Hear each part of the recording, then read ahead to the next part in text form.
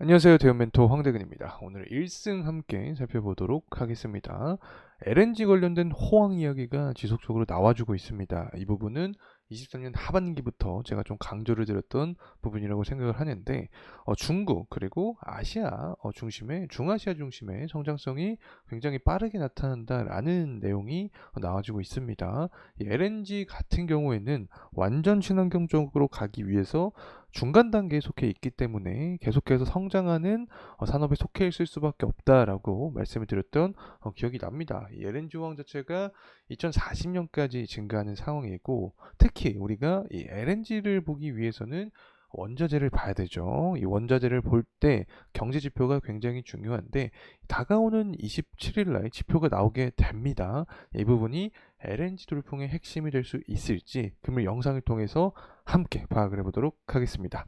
그리고 현재 미국이 중국을 계속해서 제재하겠다라는 이야기가 나와주고 있습니다. 중국 상황 자체가 암울해지는 모습을 보여주고 있고, 이러한 상황에서 수혜는 어떻게 작용이 될 수 있을지 알아보도록 하겠습니다. 우선은 1승의 가격적인 흐름세 보도록 하는데, 자, 금일 한 1% 가량의 상승에 대한 흐름을 보여주고 있습니다. 물론 윗꼬리가 이렇게 출현을 해주고 있는 상황이긴 하지만, 전반적으로 시장 상황을 고려했을 때 어찌 보면 당연한 결과다라고 생각을 합니다. 현재 코스피랑 코스닥 지수가 모두 하락을 해주고 있죠. 전일 미증시 같은 경우에는 굉장히 하방 압력을 많이 받았습니다. 일단 옵션 만기일이 다가온 상황에서 미증시가 하락을 했기 때문에 이 부분이 국내 증시에도 영향을 좀 주고 있지 않나 생각을 하고 있고, 사실 이렇게 시장이 하락할 때 오히려 상승할 수 있는 종목들이 바로 조선 기자재 업체들이라고 말씀을 드렸던 기억이 납니다. 때문에 일승 역시 시장과 반대되는 그래도 상승에 대한 흐름을 보여주고 있지 않나 개인적으로 생각을 합니다. 수급적인 흐름을 봤을 때 기타 법인 쪽에서 매집세가 7월 달 들어서 7월 중순부터 쭉 나와주고 있습니다. 오늘도 마찬가지로 매집세를 보여주고 있는데, 외국인은 매도 물량이 좀 출현을 해주고 있다, 이렇게 설명을 드립니다. 1승의 주가가 추가적인 부양에 대한 모습을 좀 우리가 확인을 하기 위해서는 기관 쪽에서도 매집세가 출현이 돼야 된다는 점 말씀을 드립니다. 현재 가격대를 일봉으로 짧게만 살펴보게 되더라도 24년 초, 23년 말부터 박스권 구간 안에 속해 있죠. 그래서 이 박스권 구간을 돌파를 해야지 위에 조금 더 강한 상승에 대한 흐름이 나타날 가능성이 있다는 점 말씀을 드리면서 금일 영상 시작해 보도록 하겠습니다. 자, 우선은 LNG 호황이 2040년까지 지속될 가능성이 높다라는 내용들이 나와주고 있습니다. 아시아 중심에서 성장할 것이다라는 내용인데, 사실 유럽 쪽에서는 이제 성장률 자체가 많이 떨어졌죠. 특히 중동 아시아 쪽이 앞으로 GDP 성장률도 그렇고 경제 성장률도 활발하게 일어날 확률이 높습니다. 그렇게 되면 소비 자체가 늘어나는 거죠. 그래서 LNG뿐만 아니라 다양한 산업이 중동 아시아 쪽에서 시장 확대를 하려고 하고 있다라는 내용을 좀 말씀을 드리고 싶고, 여기서 우리가 포인트로 잡아야 될 점은 그냥 LNG 수요가 계속해서 증가할 것이다. 이 부분이 핵심 포인트라고 봅니다. 변하는 산업 트렌드상 어쩔 수 없다, 이렇게 설명을 드리고, LNG를 보기 위해서는 결국 유가를 살펴볼 필요가 있다. 유가 같은 경우 80불 정도를 형성을 해주고 있는 상황입니다. 만약에 90불 초반부까지만 도달하게 된다라고 하면 고유가에 대한 기조가 강해질 수 있죠. 고유가 기조가 강해지면 강해질수록 LNG 테마도 다시금 형성이 될 수 있다고 생각을 합니다. LNG 테마가 형성이 되면 1승은 LNG 관련된 모멘텀을 받는 종목이기 때문에 주가 역시 부양된 흐름 나올 가능성이 있다라고 생각을 하고 있습니다.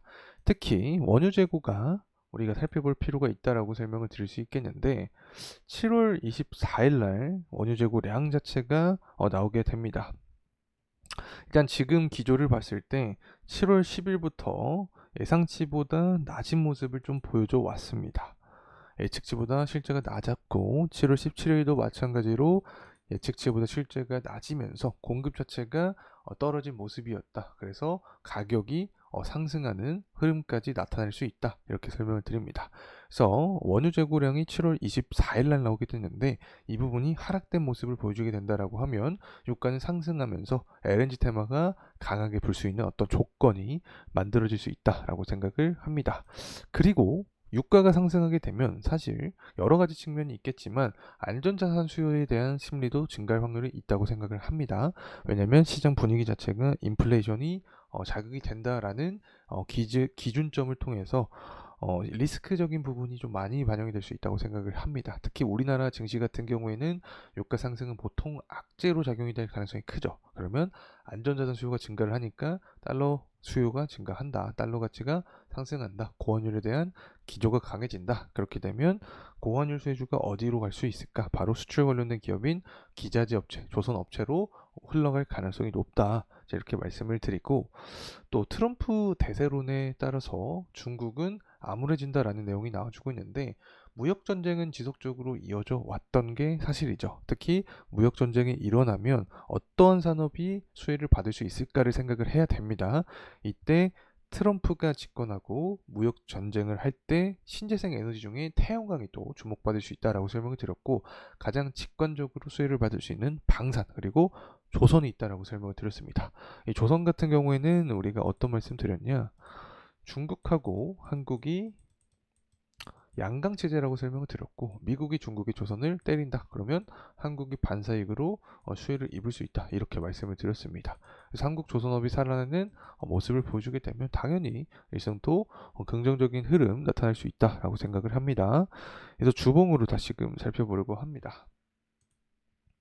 현재 구간 계속해서 박스권 안에 있다라고도 설명을 드릴 수 있겠는데, 121선 구간을 돌파를 할 때마다 항상 윗꼬리가 출현을 해주면서 다시 지지부진한 모습을 보여주었습니다. 그래서 이 121선 구간을 좀 강하게 돌파하는 게 포인트가 될 수 있다. 자, 그리고 나서는 이 매물대 구간, 사실은 22년부터 23년 계속해서 투자 심리가 쌓인 구간이죠. 그래서 이 구간 자체를 돌파하면 윗구간까지 우리가 바라볼 수 있지 않을까 생각을 합니다.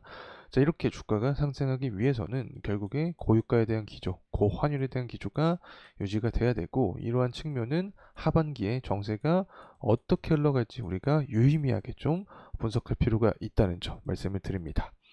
그리고 재무적인 측면도 간단하게 보도록 하겠습니다. 22년에 비해서 23년 매출은 줄어들었지만 영업이익은 증가를 했습니다. 당기순이익도 마찬가지로 2배 이상 증가한 어떤 결과값을 보여줬기 때문에 24년 어떻게 실적이 반영되는지에 따라서 추가적인 움직임이 나타날 수 있지 않을까. 특히 영업이익, 매출액보다 영업이익과 당기순이익이 증가하는 모습이 보여주게 되면 주가에도 긍정적인 요인으로 다가올 수 있다는 점 말씀을 드리면서 금일 영상 마무리하도록 하겠습니다. 감사합니다.